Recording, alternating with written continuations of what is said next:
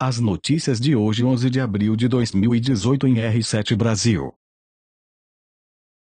Ministro diz que a investigação de caso Marielle está avançando. Marielle foi assassinada em 14 de março. Reprodução Instagram. O ministro interino da Defesa, General Joaquim Silva e Luna, afirmou nesta quarta-feira, 11, que as investigações sobre o assassinato da vereadora do Rio de Janeiro Marielle Franco e do motorista Anderson Gomes estão avançando. Ele acrescentou, no entanto, que os detalhes das investigações são mantidos em sigilo, inclusive nomes de suspeitos. É importante que nomes fiquem restritos ao grupo que está investigando. Identificar criminoso, a intenção e quem está por trás disso. Há um processo. A investigação está avançando, mas essas informações estão todas restritas à polícia que está fazendo a investigação. Intervenção. O ministro interino disse que a intervenção federal na segurança pública no estado do Rio de Janeiro está caminhando no ritmo previsto, mesmo que não haja uma percepção clara de mudança por parte da população. Ele explicou que o processo de intervenção não se faz do dia para a noite. Está indo no ritmo, porque existe toda uma organização a ser feita. Uma intervenção não se faz do dia para a noite. Os resultados aqui ainda podem não ser perceptíveis, mas em termos de organização, planejamento e gestão está sendo feito, disse ele. Existem ações que já deram resultados bem recentes. Provavelmente essa semana teremos ações que mostrarão um resultado maior. Tem havido treinamento de pessoal da polícia, os resultados vão aparecer. A redução da criminalidade já está presente, completou. O ministro falou com jornalistas no Palácio do Planalto, após solenidade de apresentação dos oficiais generais promovidos pelo presidente Michel Temer. Em seu discurso, Temer falou brevemente sobre a intervenção federal no Rio de Janeiro. Em tom elogioso ao trabalho das Forças Armadas, afirmou que a intervenção já produz resultados. França e Covas fazem primeira reunião de trabalho nesta quarta-feira, 11. Bruno Covas em seu primeiro pronunciamento como prefeito de São Paulo. Dário Oliveira. Estadão. Conteúdo 9 de abril de 2018.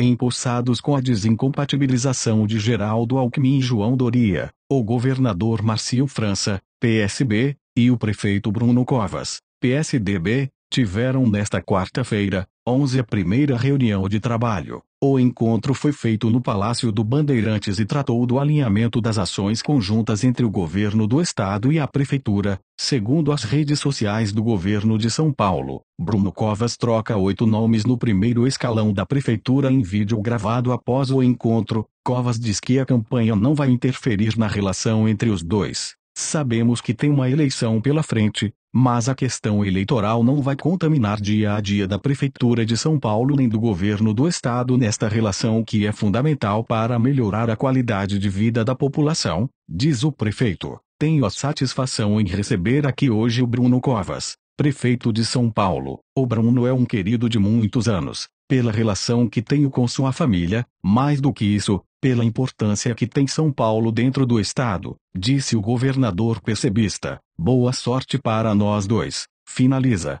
Candidatura de Márcio França gera dissidência no PSDB. França vai disputar a eleição com Doria, do mesmo partido do atual prefeito. No entanto, ambos devem oferecer algum tipo de palanque a Geraldo Alckmin na campanha nacional. Apesar de seu partido ter praticamente vetado uma composição com o PSDB, França já declarou que o ex-governador é seu candidato do coração.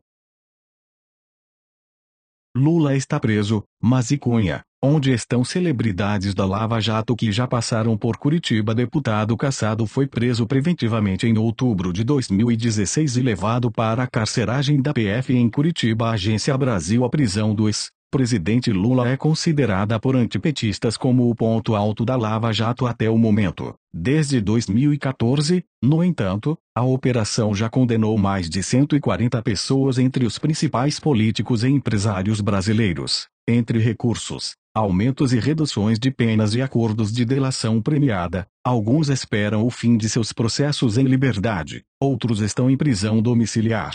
A Superintendência da PF em Curitiba abrigou alguns dos principais presos nas investigações desde 2014, mas a maioria deles, temporariamente. Em geral, os presos mais importantes, que ainda têm esclarecimentos a prestar ou que negociam acordos de delação premiada cumprem ao menos parte da pena na carceragem. Outros são transferidos rapidamente para outros presídios, como o Complexo Médico Penal de Pinhais, no Paraná, que abriga 12 presos da Lava Jato. Eles ficam na sexta galeria, em celas de 12 metros quadrados que ficam com as portas abertas, para que tenham acesso ao corredor, e podem assistir à televisão. A manutenção de Lula no prédio da Polícia Federal é uma determinação do Sérgio Moro, que é o juiz responsável pela execução da pena. Lula ficará na cela especial da carceragem até segunda ordem, mas pode ser transferido para o Complexo Médico Penal ou mesmo para um quartel do Exército, caso o juiz considere adequado. Saiba onde estão agora alguns dos principais presos da Lava Jato. Eduardo Cunha, o deputado cassado, foi preso preventivamente em outubro de 2016 e levado para a carceragem da PF em Curitiba, onde, assim como Lula, foi recebido por manifestantes e ficou isolado dos demais presos da Lava Jato.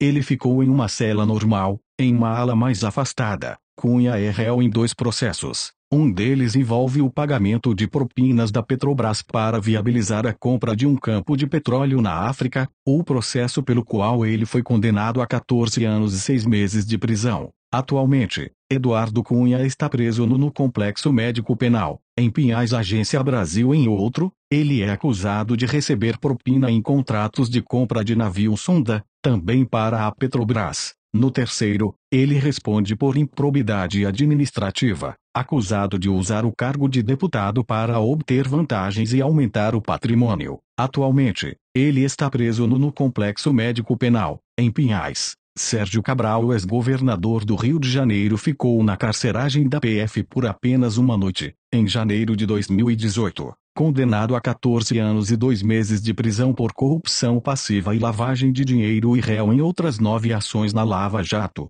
ele começou a cumprir a pena no presídio de Benfica, no Rio. Na última terça-feira, a segunda turma do Supremo Tribunal Federal, STF, autorizou a volta de Sérgio Cabral para Benfica, Agência Brasil. No entanto, uma investigação do Ministério Público Estadual apontou que o presídio teria sido reformado para oferecer regalias a Cabral, como uma academia, uma videoteca e comida especial. Além disso, ele estaria recebendo visitas fora dos horários permitidos. Ao pedir sua transferência, o Ministério Público Federal do Paraná, MPF-PR, avaliou que ele também poderia precisar prestar novos depoimentos à PF no âmbito da Lava Jato. Em janeiro, Cabral foi transferido para o Complexo Médico Penal, em Pinhais. No entanto, na última terça-feira, a segunda turma do Supremo Tribunal Federal, STF, autorizou sua volta para Benfica. Os ministros Gilmar Mendes, Dias Toffoli e Ricardo Lewandowski votaram a favor do pedido da defesa, e o ministro Edson Fachin votou contra. Celso de Mello não participou da sessão. José Dirceu, sob gritos de ladrão e foguetes. José Dirceu, ex-ministro-chefe da Casa Civil no governo Lula, chegou à superintendência da PF em agosto de 2015. Na época, até servidores da PF saíram do prédio ou foram para as janelas testemunhar a chegada de um dos homens fortes do PT. Dirceu foi acusado pelo Ministério Público Federal de ser um dos responsáveis pela criação do esquema de corrupção na Petrobras. Em maio de 2017, Dirceu ganhou o direito de cumprir prisão domiciliar, com tornozeleira eletrônica, em Brasília, Agência Brasil. Ele teria indicado o ex-diretor de serviços da Petrobras, Renato Duque, que negociou os contratos de obras da estatal entre 2013 e 2012 e é acusado de cobrar propina de fornecedores. Na época, os advogados do petista disseram que sua prisão era política e que não tinha justificativa jurídica. Ele foi condenado em 2 processos na Lava Jato por corrupção passiva, lavagem de dinheiro e organização criminosa, apenas que somam 42 anos de prisão. Em fevereiro de 2018, tornou-se réu em um terceiro, mas o processo foi suspenso por Moro durante 1 ano, por entender que ele já havia sido condenado. Em maio de 2017, ele ganhou o direito de cumprir prisão domiciliar, com tornozeleira eletrônica, em Brasília. Na última segunda-feira, o ex-ministro divulgou um vídeo de apoio a Lula, afirmando que sua prisão é o resultado de uma longa perseguição judicial, de exceção. Marcelo Odebrecht, o presidente da maior construtora da América Latina e uma das maiores do mundo, foi preso em junho de 2015 e ficou 2 anos e meio na carceragem da PF em Curitiba. Em dezembro de 2017, depois de firmar o acordo de delação premiada, ele passou a cumprir prisão domiciliar com tornozeleira eletrônica em sua mansão no bairro do Morumbi, em São Paulo. Marcelo Odebrecht está impedido de assumir cargos executivos até 2025 e terá que pagar uma multa de R$ 73,3 milhões. A AFP. O empresário foi condenado em 2 dos 6 processos aos quais responde dentro da Lava Jato.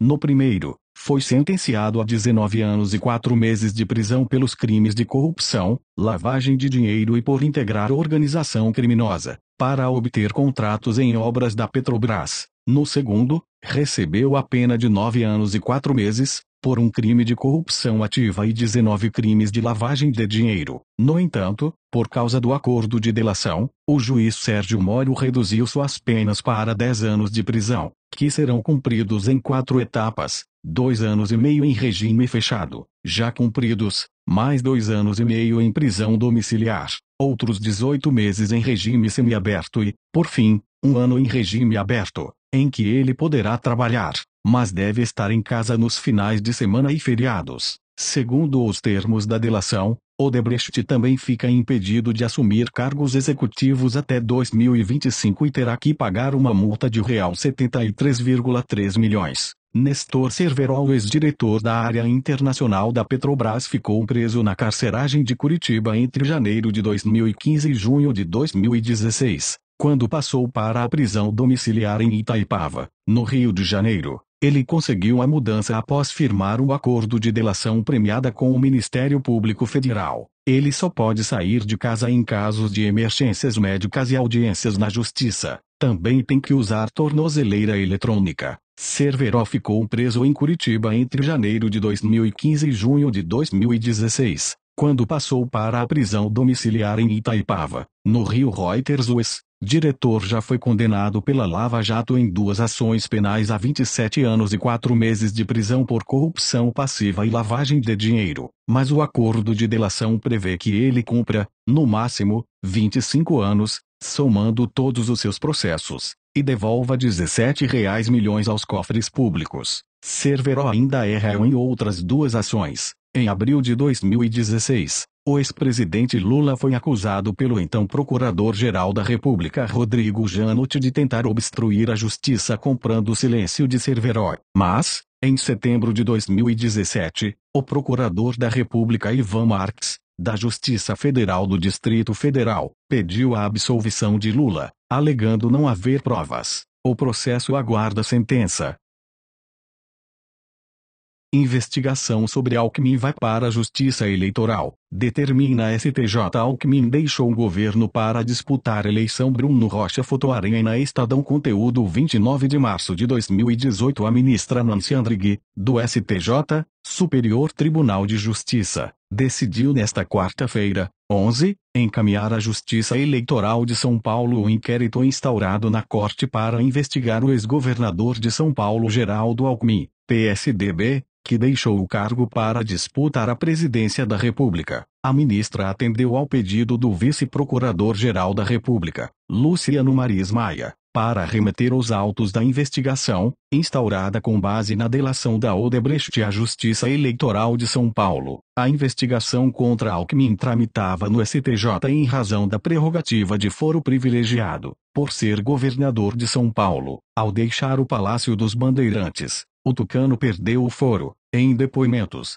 os colaboradores Benedicto Barbosa Júnior, Carlos Armando Pascoal e Arnaldo Cumplido citaram repasse de recursos a Alckmin a título de contribuição eleitoral. As doações não contabilizadas teriam contado com a participação do cunhado do pré-candidato a presidente, Ademar César Ribeiro. O Ministério Público Federal também pediu que sejam encaminhadas à primeira instância processos de outros políticos que deixaram o cargo de governador recentemente: Beto Richa, Marconi Perillo, Confúcio Moura e Raimundo Colombo. Investigação contra Alckmin. Alckmin disse, nesta quarta, que as acusações de delatores da Odebrecht contra ele são de natureza eleitoral e não têm nenhuma procedência. A afirmação foi feita após almoço entre Alckmin, o senador Tasso Gereissati, PSDB-CE, e deputados da bancada do PSDB, em Brasília. O ex-governador é citado por delatores da Odebrecht como suposto beneficiário de recursos para a campanha eleitoral.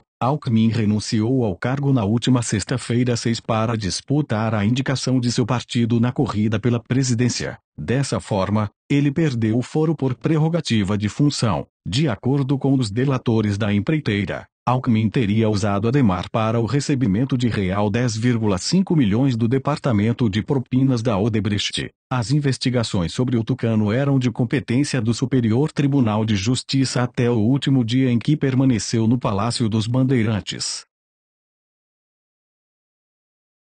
A corrupção já entrou na Lava Jato, afirma Gilmar Mendes. Gilmar diz que cabe ao STF impedir os ilícitos. José Cruz, Agência Brasil, 04/04/2018. Ministro Gilmar Mendes pediu uma parte na sessão que julga a possibilidade de analisar o habeas corpus do ex-ministro Antônio Palocci para dizer que a corrupção já entrou na Lava Jato. De acordo com Gilmar, o esquema já está presente na atuação da Procuradoria. Para argumentar sua posição, ele cita nominalmente a atuação da advogada Fernanda Tortima e do ex-procurador da República Marcelo Miller no caso relacionado ao acordo de delação premiada firmado pelos executivos da JBS. É notório que houve corrupção evidente que essa dupla carioca, Miller e Fernanda, já estavam operando há muito tempo, diz Gilmar.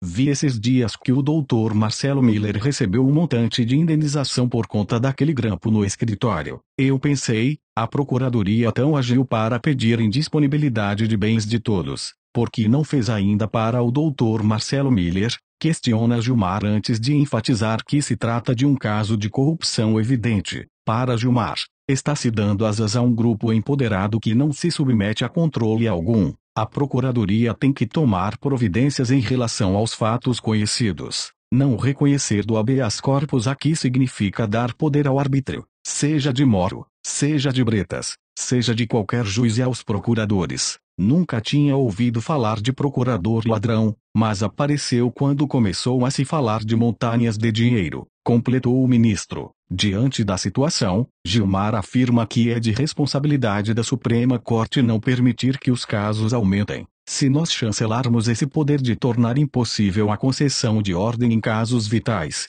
vamos ser, no mínimo, cúmplices de grandes patifarias que estão a ocorrer. Gilmar ainda recorda ter se posicionado contra o acordo de colaboração premiada firmado entre os executivos da JBS e o ex-procurador-geral da República Rodrigo Janot.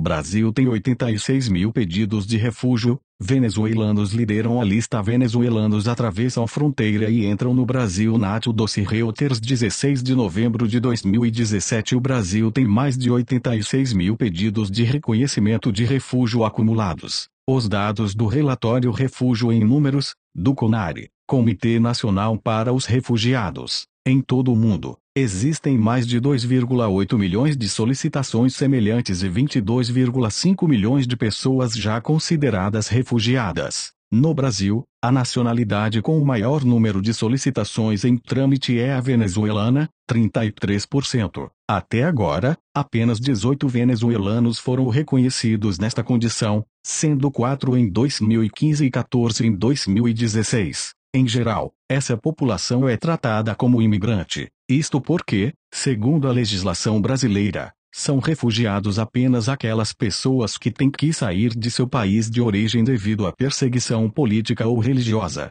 Veja também Boa Vista. Escolha área de 40 mil em símbolo ao quadrado para 12 mil refugiados venezuelanos. Governo federal adia para abril transferência de venezuelanos. Prefeitura de SP diz que vai acolher 300 refugiados venezuelanos. Venezuelanos chegam a SP com quase nada e apreensivos. O Ministério da Justiça explica que o crescimento de pedidos deve-se à crise naquele país e que a abordagem dada aos cidadãos venezuelanos ainda não foi definida pelo governo federal. A questão da Venezuela é muito recente ainda. Há questões que estão sendo analisadas. O CONARE ainda não decidiu o caso porque estão tramitando pedidos no comitê, disse o secretário de Justiça Luiz Pontel de Souza. Balanço em 2017. A população venezuelana foi a que mais solicitou o reconhecimento da condição de refugiado. Foram 17.865 pedidos, o que equivale a 53% de todas as 33.866 solicitações recebidas no ano passado.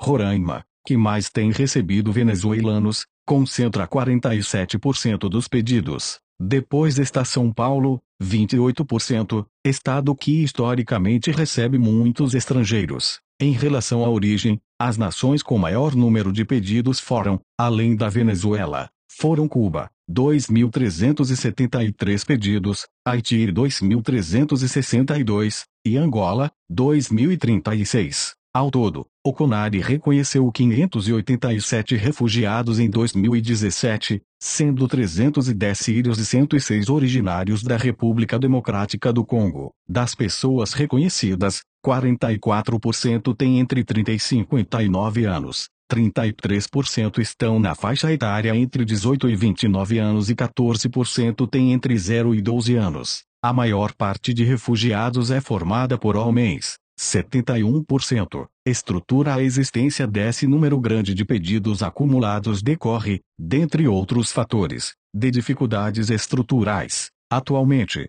13 profissionais do Ministério trabalham diretamente na análise dos pedidos. De acordo com o CONARE, o tempo entre a solicitação e a resposta oficial é de, em média, 2 anos. O secretário de Justiça Luiz Pontel de Souza informou que, para superarmos essa dificuldade, está sendo desenvolvido um novo sistema informatizado, que vai dar celeridade, segurança e confiabilidade na análise dos processos. Além disso, apontou que estão sendo requisitados mais servidores e firmados convênios com universidades para que possam auxiliar na tradução da documentação. Refugiados no Brasil. Nos últimos 7 anos, o Brasil reconheceu 10.145 pessoas como refugiadas. Em guerra há 7 anos, a Síria é o país com maior população de refugiados no Brasil. Ao todo, foram 2.771 reconhecimentos. Atualmente, mais de 5.100 dessas pessoas permanecem vivendo no território nacional.